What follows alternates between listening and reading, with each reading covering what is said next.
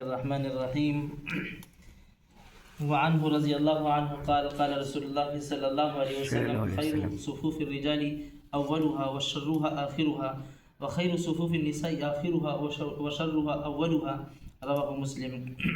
وعن ابی سعید الخدری رضی اللہ عنہ ان رسول اللہ صلی اللہ علیہ وسلم رأى في اصحابه تأخرا فقال لهم تقدموا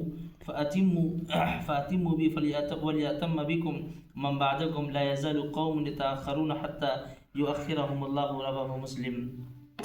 انہیں یعنی حضرت ابو ہریرہ رضی اللہ عنہ سے مروی ہے کہ رسول اللہ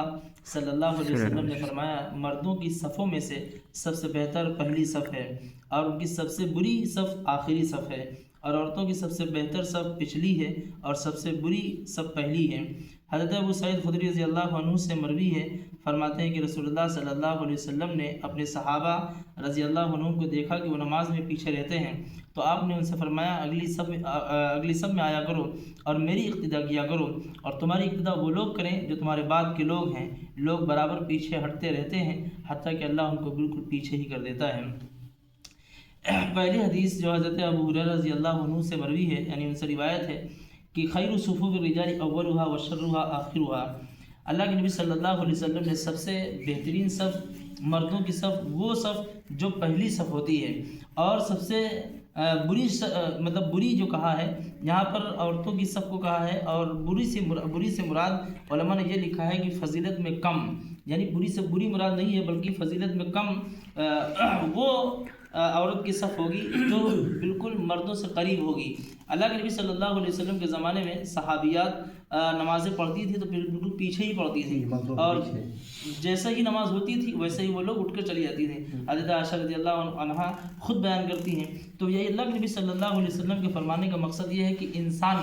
انسان جتنا زیادہ نمازوں میں خشوع اختیار کرے اور فتنے سے زیادہ بچاؤ ہو اور خشوع کے زیادہ قریب ہو یہ زیادہ بہتر ہے یعنی حیا باقی رہے. اسی لیے اللہ کے نبی صلی اللہ علیہ وسلم نے شر یعنی بری فرمایا ہے اور کوئی بات نہیں ہے. بعض لوگ اس کو جو ہے عورتوں کی تنقیص یا ان کی تحقیر پر محمول کر لیتے ہیں کہ اللہ کے نبی صلی اللہ علیہ وسلم نے عورتوں کی تحقیر کر دی یہ بات کہہ دی کہ بری صف. حالانکہ بری سے مراد یہی ہے کہ فضیلت میں کم ہے اور اگر ایسی صورتحال ہے کہ ان کا الگ حال ہے پردہ لگا ہوا ہے تو پہلی صف ان کی بہترین ہی صف ہوگی. پھر اللہ کے نبی صلی اللہ علیہ وسلم سے دوسری حدیث ہے جو حضرت ابو سعید خدری رضی اللہ عنہ سے مروی ہے. اللہ کے نبی صلی اللہ علیہ وسلم نے دیکھا کہ کچھ صحابہ ہیں جو عاجزی کی بنا پر پیچھے رہ جاتے ہیں یعنی پہلی صف میں اللہ کے نبی صلی اللہ علیہ وسلم کے قریب نہیں آتے ہیں. یہ سوچ رہے تھے کہ ہم سے زیادہ بڑے لوگ ہیں اور وہ لوگ زیادہ حقدار ہیں تو اللہ کے نبی صلی اللہ علیہ وسلم نے فرمایا کہ یہ عاجزی کا موقع اچھا نہیں ہے یعنی تم آ رہے ہو پہلے اور پہلی صف میں نہیں بیٹھ رہے ہو دور بیٹھ رہے ہو. تو اللہ کے نبی صلی اللہ علیہ وسلم نے ان سے کہا کہ تقدموا تم لوگ آگے آیا کرو سب پہلی صف میں بیٹھا کرو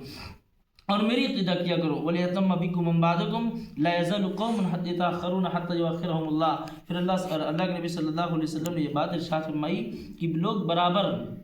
لوگ پیچھے ہٹتے رہتے ہیں تو اللہ سبحانہ و تعالیٰ ان کے پیچھے ہٹنے کے نتیجے میں ان کو فضیلت کا وہ درجہ نہیں دیتا ہے جو انہیں درجہ دینے کا ارادہ اس نے کیا ہے. تو اللہ کے نبی صلی اللہ علیہ وسلم کے اس ارشاد کا یا اس حدیث کا یہی مقصد ہے اور اس کے علاوہ کوئی مقصد نہیں ہے. یعنی اللہ کے نبی صلی اللہ علیہ وسلم چاہتے یہ تھے کہ لوگ زیادہ سے زیادہ قریب آ کر بیٹھیں اور امام کی بات توجہ سے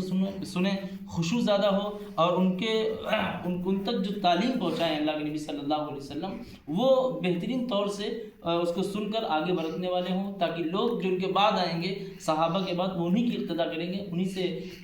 علم حاصل کریں گے دین حاصل کریں گے. تو اللہ کے نبی صلی اللہ علیہ وسلم کا مقصود یہ تھا کہ لوگ آ کر اللہ کے نبی صلی اللہ علیہ وسلم کے پاس ہی بیٹھیں اور فضیلت کو حاصل کریں اور اللہ قرب الہی کو حاصل کریں. اللہ سبحانہ و تعالیٰ عمل کی توفیق عطا فرمائے